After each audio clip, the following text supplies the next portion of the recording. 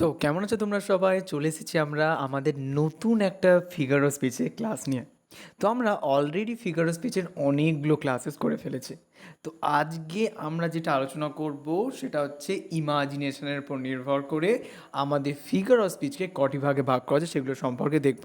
এবং তোমরা যারা যারা এখনও পর্যন্ত আগে রেকর্ডেড ক্লাসেসগুলো আমাদের এখনও যেগুলো দেখোনি অবশ্যই তোমরা তাড়াতাড়ি দেখে নাও, ঠিক আছে? চলো তাহলে আজকে শুরু করি আমাদের ফিগার স্পিচের ইমাজিনেশনের উপর নির্ভর করে ফিগার অফ স্পিচকে কত ভাগে ভাগ করা আছে। দেখো, ইমাজিনেশন মানে কি? এক প্রকার একটা কল্পনা, তাই না? আমরা যখন কল্পনা করি, ইমাজিন করি, তাই না? সেটাই হচ্ছে ইমাজিনেশন। চলো, তো ইমাজিনেশন নির্ভর করে আমাদের অ্যাকচুয়ালি কী রয়েছে, আমাদের অ্যাকচুয়ালি ফিগার অফ স্পিচকে টোটাল ছটা ভাগে ভাগ করা আছে। কী কী? একে হচ্ছে আমাদের পার্সনিফিকেশান, সেকেন্ডে হচ্ছে অ্যাপোস্ট্রফি, থার্ডে হচ্ছে আমাদের প্যাথেটিক ফ্যালাসি, চারে হচ্ছে পার্সোনাল মেটাফোর, পাঁচে হচ্ছে হাইপারবোল, আর ছয় হচ্ছে ভিজন। ঠিক আছে, এই ছটা আমাদের রয়েছে, বাট সবগুলো করবো না, যেগুলো মোস্ট মোস্ট ইম্পর্টেন্ট সেগুলো আমরা করবো। ঠিক আছে, চলো তাহলে দেরি না করে শুরু করি তাহলে আমাদের আজকের ক্লাস। আচ্ছা, ইমাজিনেশন মানে অলরেডি তোমরা বুঝতে পারছো, যেখানে কল্পনার শক্তির উপর নির্ভর করে আমরা অ্যাকচুয়ালি বিভিন্ন ধরনের ফিগার অফ স্পিচ তৈরি করে থাকি। চলো একদম প্রথমের দিকে আমরা যাই, ঠিক আছে?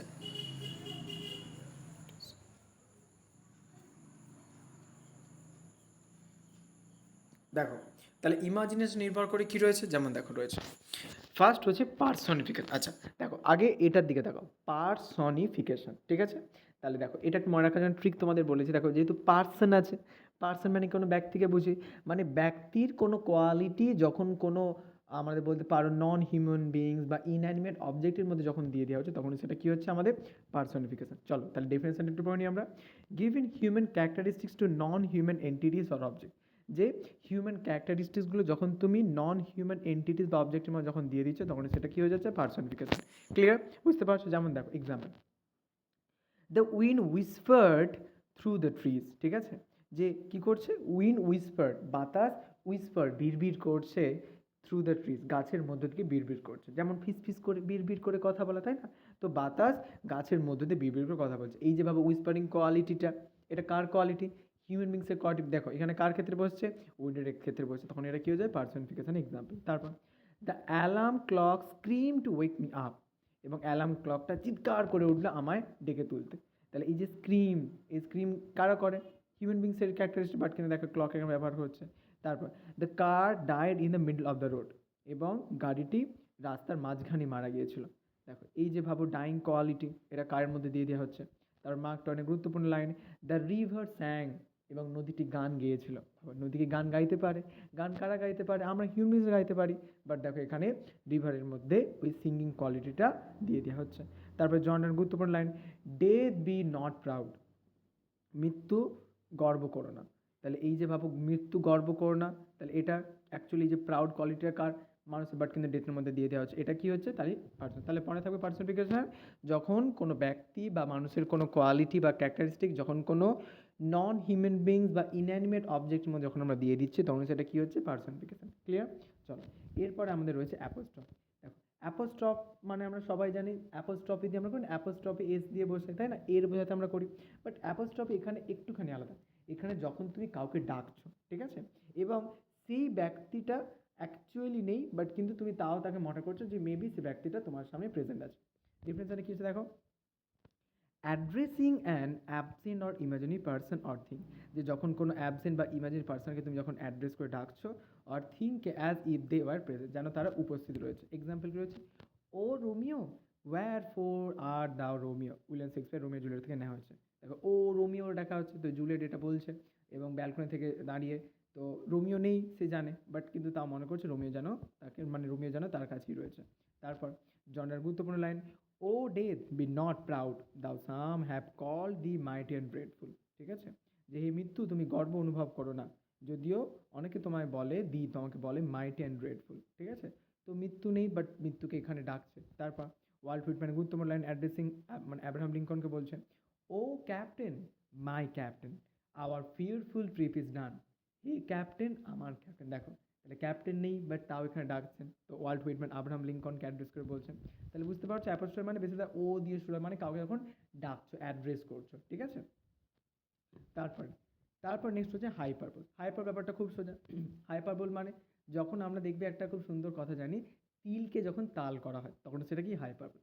শ্যামলা জিনিসকে যখন অতি রঞ্জিত করে যখন তুমি ফুটিয়ে তোলো তখন সেটা কি হচ্ছে হাইপারবোল। ডেফিনেশন কি? Hyperbole is a figure of speech. Hyperbole হচ্ছে এমন একটা figure of speech that uses extreme exaggeration to make a point. একটা এক্সট্রিম মানে অতি রঞ্জিত করে দেখানো হয় টু মেক আপ একটা পয়েন্ট তৈরি করতে, এবং শো দেখাতে emphasis or express strong emotion, এবং স্ট্রং ইমোশনকে দেখাতে। Example, this bag weighs a ton. ও বাবা, ব্যাগটার ওয়েট 1 টনের মতো হয়ে গেছে। বাবা, 1 টনের মতো ব্যাগটার ওয়েট কি হয়? হয় না, বাট এখানে অতিরঞ্জিত দেখানো। তারপর, I have told you million times. দেখবে তুমি তোমার ফ্রেন্ডকে বলছো যে এই তো পেনটা দে না, এই পেনটা দে না, হ্যাঁ দিচ্ছি দাঁড়া, দিচ্ছি। তখন তুমি রেগে বলছো, তোকে আমি লাখ লাখ বার বললাম পেনটা দিতে, হাজার হাজার বার বললাম, তুই পেনটা দিলি না। তা দেখো, হাজার হাজার কিছু বললো, বাট বলছো আবার তো 5 থেকে 6 বার, বাট হাজার হাজার বার বলছে। এটি হচ্ছে অতিরঞ্জিত করা। তারপর, it takes for ever to finish, এবং এটাকে সম্পূর্ণ করতে চিরদিন লেগে যাবে। ঠিক আছে, তাহলে হাইপারবোল মানে বুঝতে পারছো, যখন সামান্য জিনিসকে আমরা অতি রঞ্জিত করে দেখি তখন সেটা হাইপারবোল। ঠিক আছে, তো তোমাদের ইমাজের উপর নির্ভর করে 3টে করলে আমাদের হয়ে যাবে কি কি? পার্সনিফিকেশন, তারপর নেক্সট কি আমাদের অ্যাপোস্ট্রফি, আর 3 হচ্ছে হাইপারবোল। ঠিক আছে, পার্সনিফিকেশন মানে ব্যক্তির কোনো কোয়ালিটি যখন কোনো নন হিউম্যান বিংস বা আমরা ইনঅ্যান্ড অবজেক্ট মানে দিয়ে দিই তখন সেটা পার্সনিফিকেশন। অ্যাপোস্ট্রফি মানে যখন তুমি কাউকে ডাকছো, ঠিক আছে, হে রোমিও, তারপরে ও ক্যাপ্টেন, মাই ক্যাপ্টেন, এই ব্যাপারটা। তা হাইপারবোল মানে যখন তিলকে তাল করছো, সামান্য যখন অতি রঞ্জিত করে যখন বলছো, এক্সাগ্যারেটেড ওয়েতে যখন তুমি ফুটিয়ে তোলো তখন সেটাকে হচ্ছে হাইপারবোল। ক্লিয়ার? মনে থাকবে? চলো তাহলে আমি প্র্যাকটিস করি। চলো, যেগুলো আমি বলবো সেগুলো তাড়াতাড়ি তোমরা কমেন্টে জানিয়ে দেবে, এবং যার কমেন্টে সমস্ত অ্যান্সার রাইট হবে, মানে জাস্ট বলবে এটা কিসের এক্সাম্পল, সে তার কমেন্টটা আমি পিন করে দেবো। ঠিক আছে, চলো তাহলে শুরু করি।